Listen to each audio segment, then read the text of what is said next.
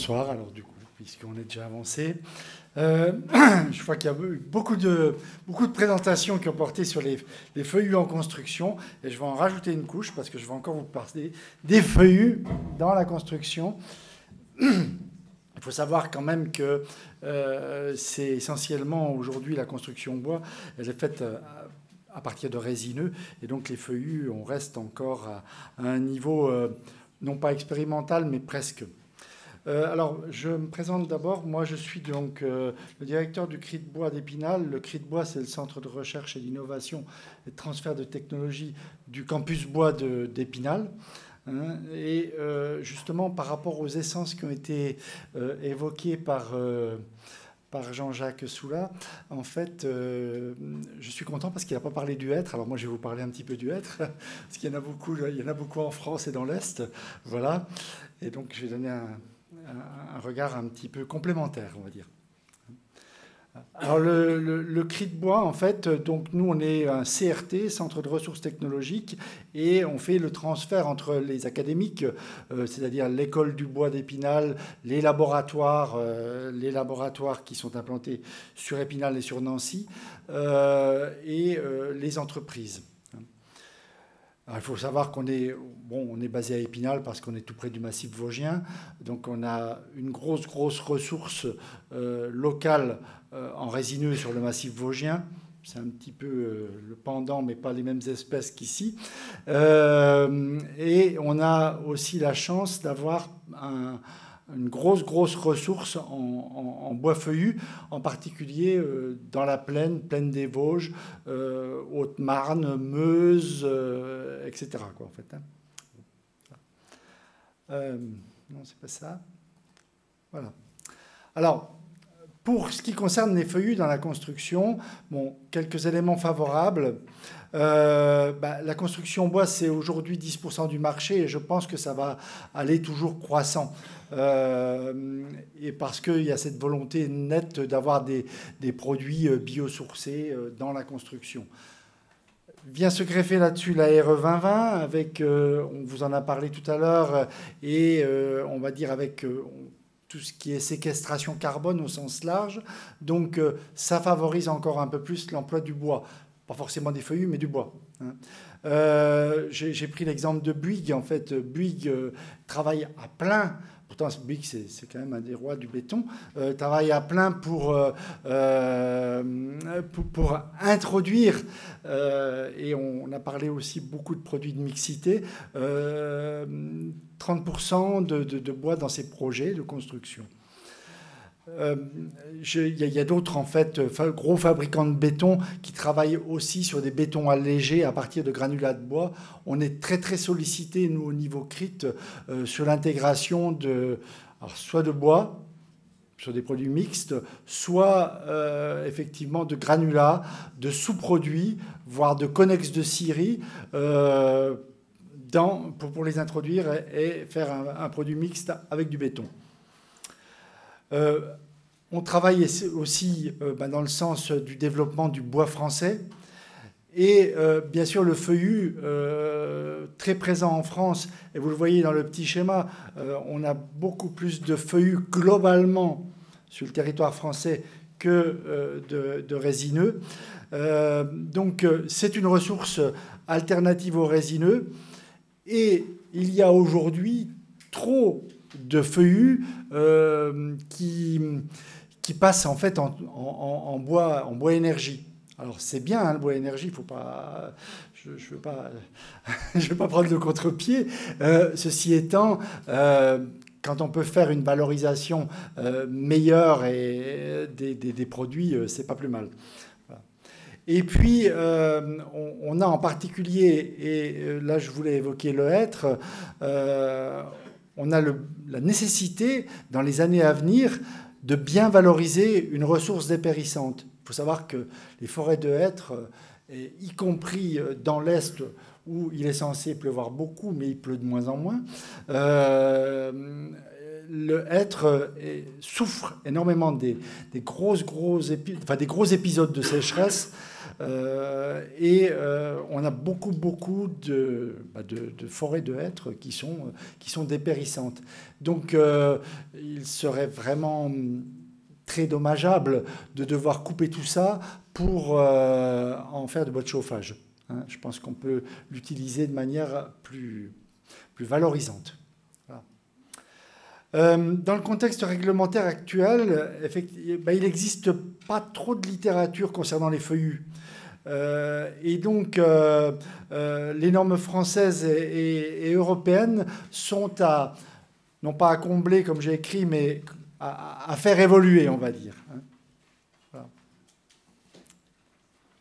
Alors, juste un tout petit rappel très rapide sur l'aspect normatif, et je ne veux pas vous assassiner avec ça, parce que c'est un peu rébarbatif. La Commission européenne elle a fait des choses bien quand même. Hein. Dans les années 70, donc, elle a voulu l'harmonisation en fait des règles de conception des ouvrages de construction. Et puis donc il y a eu la création des fameux Eurocodes, qui étaient 60 Eurocodes dans 10 familles, etc. Pour la construction bois, donc on se sert des Eurocodes 0, la base de calcul, des Eurocodes 1, l'action sur les structures, les Eurocodes 5, conception et calcul des structures en bois. Nous, c'est ce qui nous sert le plus hein, au niveau du CRIT. Les Eurocodes 8, la résistance au séisme. Et puis, il faut rajouter les Eurocodes 3 avec tout ce qui est liaison bois-métal, en fait. Hein. Voilà. En complément, j'ai juste cité une norme parce qu'elle est enfin, c'est pas pour le plaisir d'en ajouter, mais voilà, il y a eu une norme complémentaire qui a été élaborée en 2013 sur les structures en bois et surtout sur l'utilisation de bois massif feuillu en structure. Voilà. Alors donc ça reste encore c'est une norme française et donc ça reste encore pour compléter, pour faire avancer les Eurocodes. Alors, les freins à l'utilisation des feuillus dans la construction, c'est bien sûr les fameux Eurocodes et les normes associées qui ont été essentiellement développées pour les bois résineux. Et donc, il y a eu une multitude d'études qui ont été menées sur les bois résineux.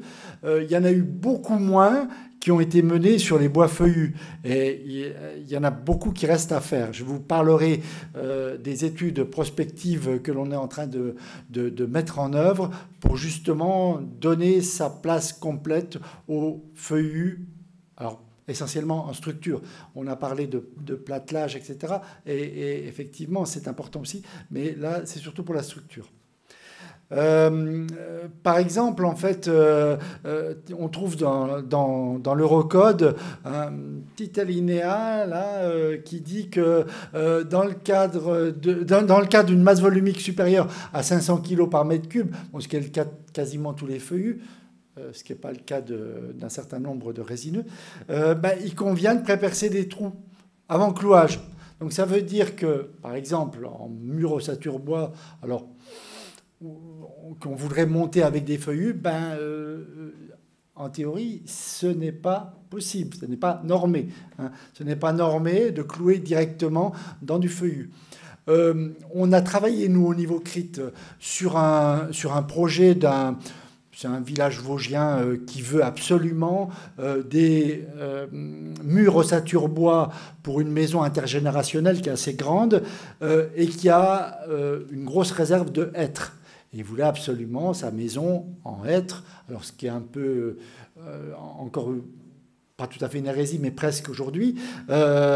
Et donc, on a été obligé, compte tenu du fait, pour obtenir le permis de construire, de réaliser des poteaux d'ossature mixtes, c'est-à-dire à 80% en hêtre, avec un petit assaut de résineux qui est collé dessus pour garantir le cloutage des OSB en contreventement, en fait. Hein. Bon, c'est un peu compliqué à mettre en œuvre. C'est dans le cadre d'un projet public. Là, on dépasse les considérations économiques, si vous voulez. Mais bon, dans la construction commune, ce serait un non-sens économique, en fait. Un autre frein à la valorisation des feuillus, c'est le classement visuel des sillages. Bon, normalement, pour avoir des classements mécaniques relativement élevés, il faut plutôt taper dans des bois qui sont destinés à des qualités supérieures pour la menuiserie. Et ça rend donc le feuillu beaucoup plus cher et économiquement, ben, on ne tient pas la route par rapport au résineux. Et donc, l'astuce pour promouvoir en fait le feuillu dans la construction, c'est de valoriser des bois de feuillus de qualité secondaire. Il faut que j'aille plus vite. Hein, c'est ça? Oui, d'accord. Alors, d'un point de vue industriel, il y a quand même des difficultés qui sont rencontrées parce que la filière des bois feuillus est beaucoup plus morcelée. On a beaucoup plus de petites scieries, des gros bois sciés, donc moins d'optimisation. Une disponibilité moindre des bois en adéquation, effectivement, avec les besoins de la construction, des beaux bois. Voilà, comme je l'ai dit, c'est souvent des bois de qualité secondaire. Et puis, on est confronté au fait qu'un certain nombre d'espèces soient dépérissantes.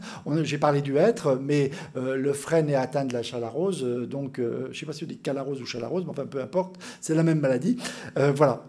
Et puis, souvent, une mise en œuvre plus compliquée, des usinages plus compliqués, une plus grande usure des outils, etc., etc. Puis l'influence de l'humidité. On l'a dit tout à l'heure quand on a vu la maquette de Notre-Dame, là. Alors, je voulais parler de perspective. C'est une étude qui a été menée dans le cadre d'un programme ANR qui s'appelle FR5 sur le comportement structurel des essences de bois feuillus français en vue de leur meilleure intégration aux Eurocodes. Hein. Voilà. Alors, donc, il s'agissait en fait de caractériser la connaissance des comportements à long terme, des essences feuillues, les connaissances des propriétés mécaniques, et y compris les propriétés dites secondaires. Entre parenthèses, et si tu me le permets, on a testé au CRIT et en rapport avec Notre-Dame toutes les surlongueurs de poutres et chaînes qui vont être utilisées, y compris suivant les propriétés mécaniques secondaires, quoi, en fait. Hein. Ce qui a permis... On vient de rendre le rapport, là. Hein. Voilà. Bon, la définition donc, des modèles de calcul des assemblages des pièces de bois et puis l'anticipation des propriétés mécaniques. Alors, le CRIT a coordonné ce projet et on est en train d'en faire, en fait, de le mettre à la connaissance de tous. Là. Voilà. Alors l'idée, en fait, c'était à partir de forêts feuillues, passage en scierie, de récupérer, en fait, des petites sections, un tri visuel, un aboutage, si possible la mise au point d'un contrôle mécanique de traction des lames de feuillus, puis après les utilisations en fait, mécaniques que l'on connaît. J'ai quelques exemples. Alors, excusez-moi, c'est des exemples vosgiens. C'est la maison du vélo de Xertini. Là, le CRIT a participé. Alors, c'est essentiellement des poutres treillis, du hêtre à l'intérieur et du chêne à l'extérieur, en aboutage. Et c'est tous des bois qui étaient destinés à passer en bois de chauffage. Alors, je ne parle pas du bardage, hein, qui est... Voilà. Un autre exemple, alors excusez-moi, c'est vosgien, hein, la maison de l'ONF à Épinal. Là, en fait, il y a utilisation de différents feuillus. En fait, il y a une essence par étage, avec frêne, hêtre et chêne. Et je citerai un exemple plus industriel. On en a parlé tout à l'heure, la pose, donc de création de poutres. Alors, Bouygues remplace en fait ces poteaux en béton par des poteaux en bois lamellé collé de hêtre. Et c'est fabriqué par Manubois. Alors là, c'est en Normandie. Je sors des Vosges, hein, là, voilà. Bon, le procédé Manubois, donc c'est toujours la même chose, c'est l'aboutage, collage. Hein, voilà. Dans les travaux à venir, donc, le CRIT, on vient de répondre à un gros appel d'offres que on vient d'être sélectionné d'ailleurs, qui s'appelle SIC de l'ADEME en fait, et on l'a appelé CBF 22 notre projet, c'est-à-dire comme il a été déposé en 2022, construction en bois feuillu. Et voilà, donc les incertitudes que l'on va lever, c'est celles qui sont écrites ici. La connaissance des propriétés mécaniques, l'influence des variations hydriques, les caractéristiques de collage. Il faut savoir que dans le cadre de ce projet, on est associé avec un industriel qui est Weissrock, qui fait du lamellé-collé. Et aujourd'hui, les paramètres pour coller des feuillus sont pas très bien connus. Donc ça fait partie des études que l'on met en œuvre. Voilà. Et l'anticipation des propriétés mécaniques. Bon, le schéma reprend en fait. Hein, vous voyez, c'est passer de bois de faible valeur ajoutée, elle est valorisée en fait dans la construction. Hein. C'est aujourd'hui notre leitmotiv. On va travailler sur du chêne, sur du hêtre et sur du frêne.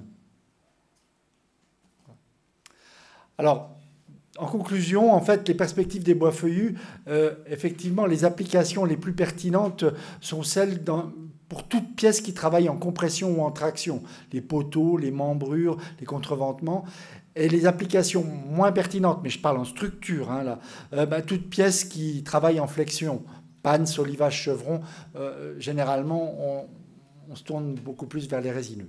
Voilà. Et donc j'ai repris, mais ça a déjà été dit, que ça se limite pas, l'emploi des feuillus ne se limite pas aux boîtes de structure, il y a moult autres applications. J'ai pas trop débordé ?